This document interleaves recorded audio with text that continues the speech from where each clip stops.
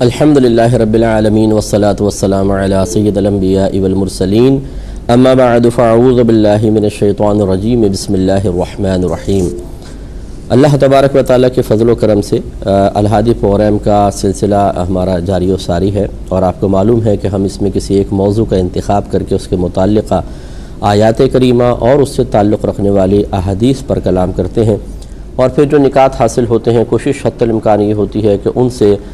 درس اور نصیحت حاصل کی جائے۔ اگر کوئی محاسبے کا معاملہ ہے تو اپنا احتساب کیا جائے اور ان کے فیوز و برکات سے مالا مال ہو کر اپنے آپ کو اللہ تعالیٰ کے قریب کیا جائے۔ ابھی جو موضوع ہمارا پچھلا تھا وہ مہمان نوازی کا تھا، اور اس کے بارے میں آداب وغیرہ اور کچھ اس کے بارے میں ضروری چیزیں ذکر کی تھیں۔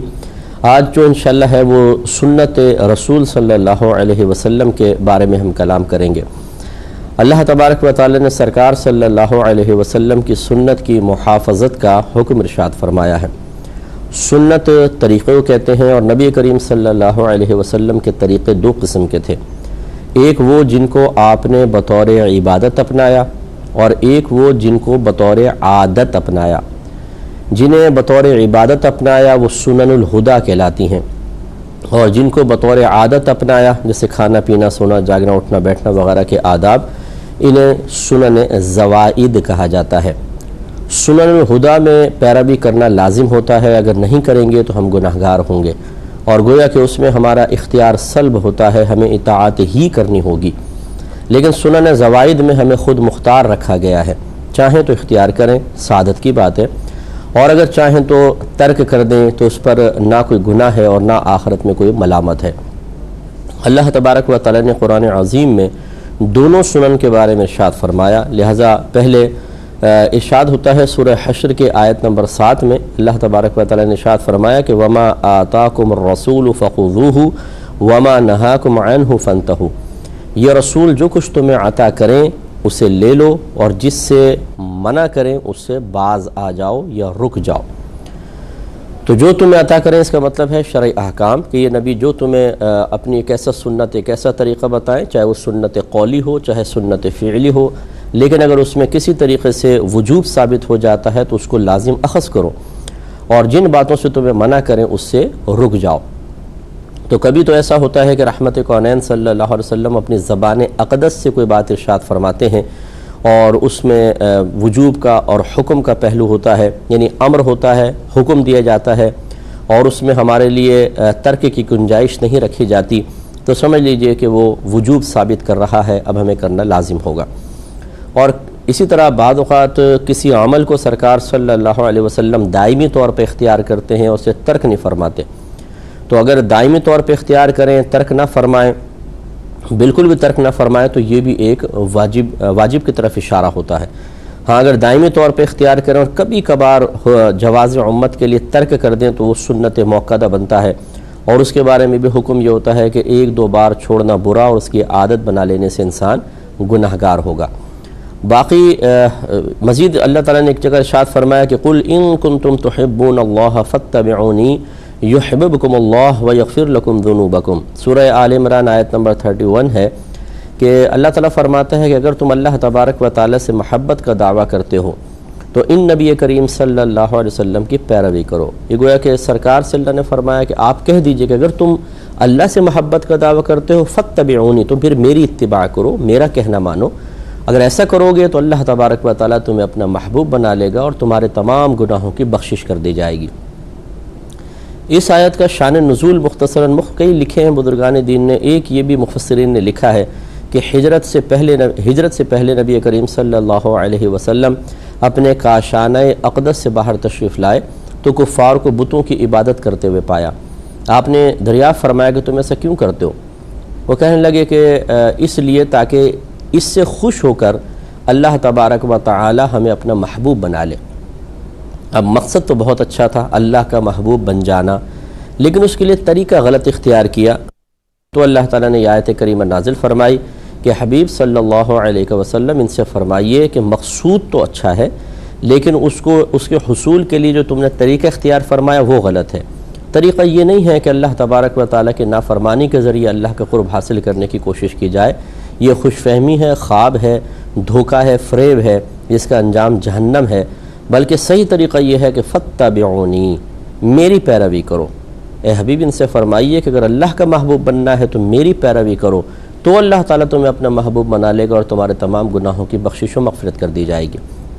تو اس میں بھی ہمیں طریقہ بتایا کہ یہ نہیں ہے کہ ہم نبی کریم صلی اللہ علیہ وسلم کے کچھ طریقے ایسے جو مستحبات میں سے انہیں اختیار کریں، یا ایسے جو منقول بھی نہیں ہیں لیکن اپنی طرف سے ہم ان کو ایجاد کر کے، چاہے وہ فی نفسی ہی اچھے محسوس ہو رہے ہوں، انہیں اختیار کر لیں۔ اور جو فرائض ہیں، واجبات ہیں، سنن موقدہ ہیں، جن کا پورا کرنا لازم ہے اور جو اطاعت رسول کے تحت آتی ہیں، ان کو ترک کرتے رہیں، تو ان کا پھر انجام صحیح نہیں ہوگا، بلکہ صحیح انجام والے وہ لوگ ہیں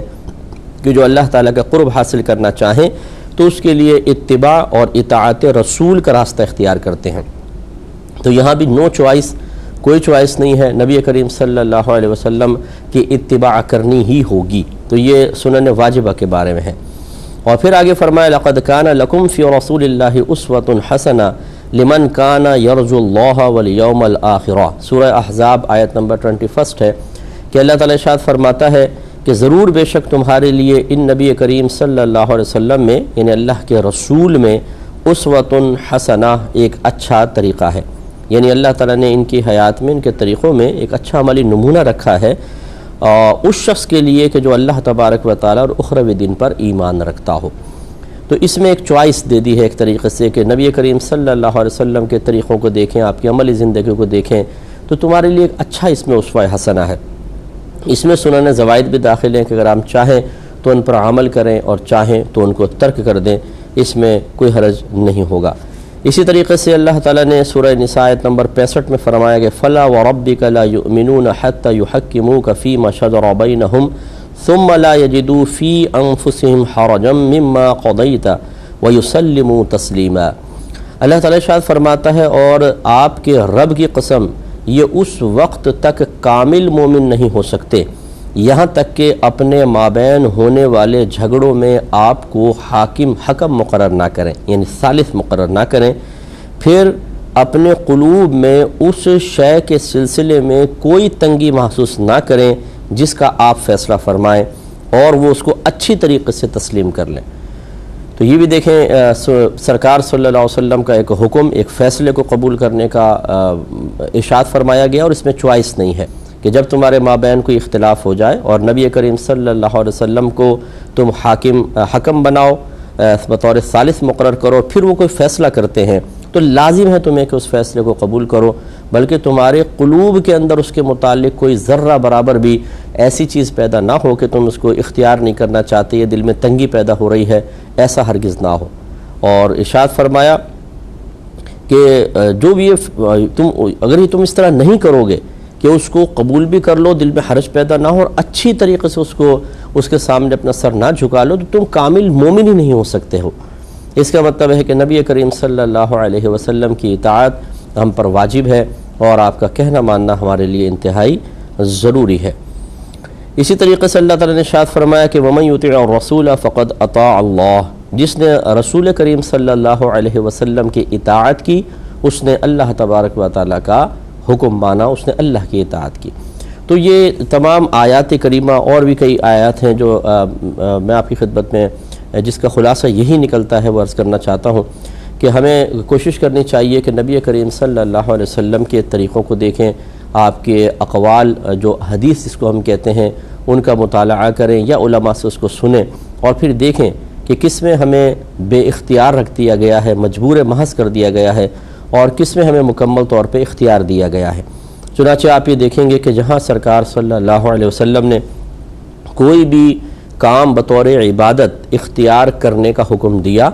یا خود اختیار کیا ہے تو وہاں پہ وجوب کا درجہ آپ کو ملے گا، اور سرکار نے شدت فرمائی ہے، سختی فرمائی ہے، امر فرمایا ہے۔ اور بعض ایسے کام ہیں جو سرکار نے بطور عادت اپنائے، ان میں کریں تو بہت اچھا ہے، لیکن سرکار نے کوئی سختی نہیں فرمائی کہ تم ایسا کرنا ہے، جیسے کھانا پینا، سونے جاگنے اٹھنے بیٹھنا، مہمان نوازی، سفر وغیرہ کی سنن اور آداب ہوتے ہیں،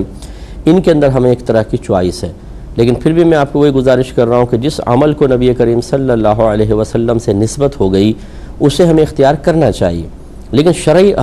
حکم کے اعتبار سے جس میں شریعت کی طرف سے شدت اور سختی زیادہ ہو اسے پہلے اختیار کریں، جس میں اس سے کم ہے اس کے اندر اتنی ہی آپ کی توجہ پھر پہلے والوں کے مقابلے میں کم ہونی چاہیے۔ کہنے کا مطلب یہ ہے کہ دیکھیں بعض چیزیں فرض ہیں، پھر واجب کا درجہ ہے، پھر سنن مؤکدہ ہیں، پھر سنن غیر مؤکدہ ہیں، پھر مستحب کا درجہ ہوتا ہے۔ تو ہماری سب سے زیادہ توجہ فرض، واجب اور سنن مؤکدہ پر ہونی چاہیے۔ جب ہم اس پر اچھی طرح استقامت پذیر ہو جائیں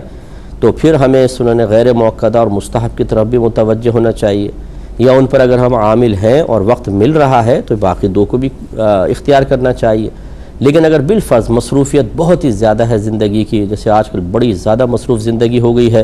اور ہم یا تو فرض واجب سنت مؤکدہ کا پورا کر لیں یا مستحبات میں وقت نکال لیں، تو پھر یہ لازم ہوگا کہ آخری دو کو چھوڑا جائے اور اوپر والے تین کو اختیار کیا جائے۔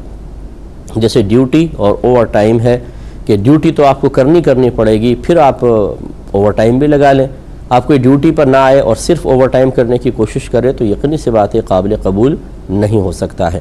یہ ہماری میجر مسٹیک ہے، ہمارے لوگوں کی بہت بڑی غلطی کرتے ہیں کہ مستحبات کو یہ سمجھتے ہیں کہ اختیار کرنے کے بعد ضرور نجات دلوا دیں گے،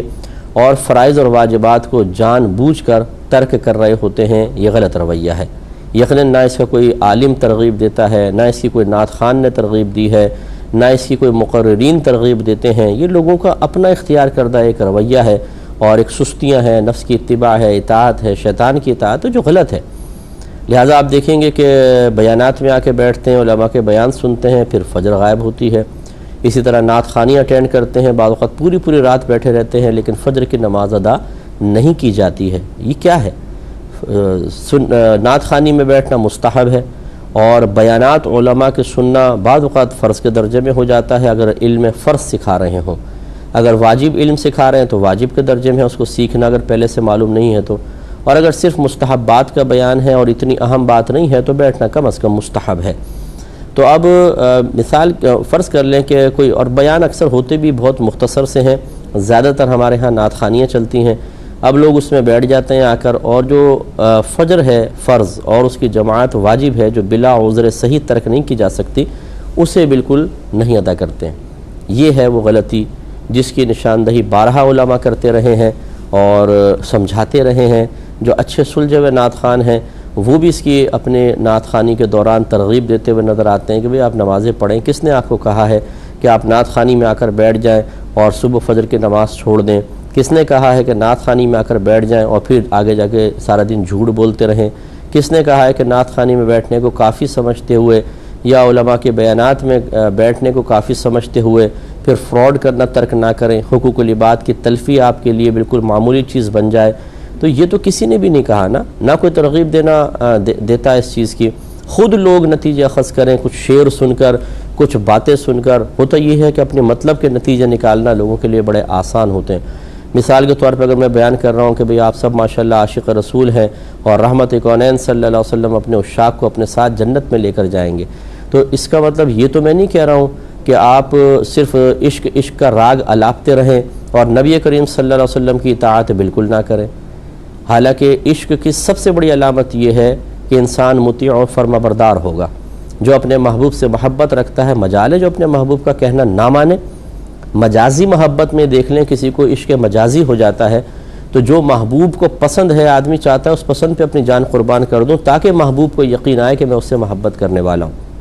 اور یہاں صورتحال یہ ہے کہ محبت محبت محبت اور عشق عشق عشق کا راگ الاپنا، اور اس کے بعد اور پھر یہ کہنا کہ جی میں غلام ہوں نبی کریم صلی اللہ علیہ وسلم کا، اور پھر غلام بھی ایسا کہ کوئی نبی کا کہنا نہ مانے، عشق بھی ایسا اور محبت بھی ایسی سر چڑھ کر بول رہی ہے کہ محبوب کو راضی کرنے کا کوئی ارادے نظر نہ آئے، مخالفتی مخالفت مخالفتی مخالفت۔ تو یہ مطلب اب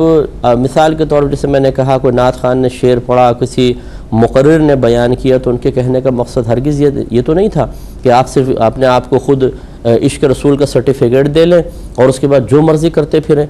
لوگوں نے اس کا اگر یہ نتیجہ نکال لیا، کسی جاہل نے مثال کے طور پہ اگر نکالا ہو کہ جی چلو ہم تو عاشق رسول ہے اور عاشق رسول تو جنت میں جائے گا، سرکار اس کو میدان معاشر میں صفوف میں تلاش کر کے جنت میں لے کے جائیں گے،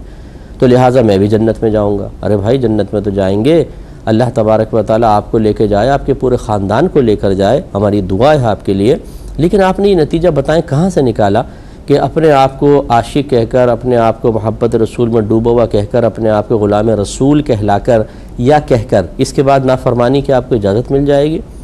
کیا صحابہ کرام نے کبھی ایسا کیا؟ کیا اولیاء اعظام نے ایسا کیا؟ کیا نیک پرہیزگار متقی جو 1500 سال میں کم و بیش گزرے ہیں، کیا انہوں نے یہ روش اختیار کی کہ صرف زبان سے تو محبت اور عشق اور غلامی رسول کا دعویٰ کرتے رہیں، اور عمل ان کا ایسا ہو کہ جیسے سرکش آدمی ہے، بالکل نافرمان غلام ہے، اور عشق اور محبت کے تمام تقاضوں کو پاؤں تلے روند رہا ہو؟ ایسی کوئی مثال ہے تو پیش کریں۔ یہ لوگوں کے خود نکالے ہوئے نتیجے ہیں جو ہلاکے جو وہ نکال لیتے ہیں، اور خوش فہمی کی دنیا میں رہتے ہیں، خوابوں کی دنیا میں رہتے ہیں، اور وہ حقیقت کا سامنا نہیں کرنا چاہتے، وہ حقیقت کو فیس ہی نہیں کرنا چاہتے۔ وہ اسی خوش فہمی کے اندر ایک لذت محسوس کرتے ہیں، اپنی آخرت کی پروٹیکشن محسوس کرتے ہیں، اپنی آخرت کی محافظت محسوس کرتے ہیں، اور اس میں پھر ہم جیسا کوئی اگر آ کر ان کو جھنجھوڑ کر اٹھانے کی کوشش کرتا ہے کہ بھائی جان اٹھ جائیے، آپ کا جذبہ تو بہت اچھا ہے، لیکن آپ کا طریقہ نہ نبیوں والا ہے، نہ صحابہ کرام والا ہے، نہ اولیاء اعظام والا ہے، نہ مومنین مومنات والا ہے، بلکہ یہ طریقہ تو غافلوں کا طریقہ ہے کہ خالی زبان سے غلامی کے دعوے کرتے رہیں اور حقیقی غلام بن کر اطاعت رسول نہ کریں، بلکہ اطاعت رسول کو بوجھ سمجھ کے پس پوچھ پھینکتے رہیں، عملی زندگی میں کوئی چینج نہ آئے اور زبان سے کہتے رہیں کہ ہم غلام ہیں، تو یہ طریقہ صحیح نہیں ہے۔ تو اگر ہم جیسا کوئی ایسا بول دے تو پھر اس کے اوپر طنز شروع ہو جاتا ہے، اٹیک شروع ہو جاتا ہے، اور یہ بھی ایک شیطان ہی سکھاتا ہے کہ یہ چونکہ حقیقت کا بیان کر رہا ہے، اگر ان لوگوں نے اس حقیقت کو سمجھ لیا تو خواب غفلت سے باہر نکل آئیں گے اور اللہ تعالیٰ کی رضا حاصل کرنے والے صحیح کام کرنے لگیں گے، تو وہ پھر تنفر پیدا کر دیتا ہے اور صحیح اس بات سمجھانے والے سے دور کر دیتا ہے۔ اس کے بارے میں انشاءاللہ کلام کریں گے نیکسٹ پروگرام میں۔ وآخر دعوانا ان الحمدللہ رب العالمین۔ میں بہک سکوں یہ مجال کیا، میرا رہنما کوئی اور ہے۔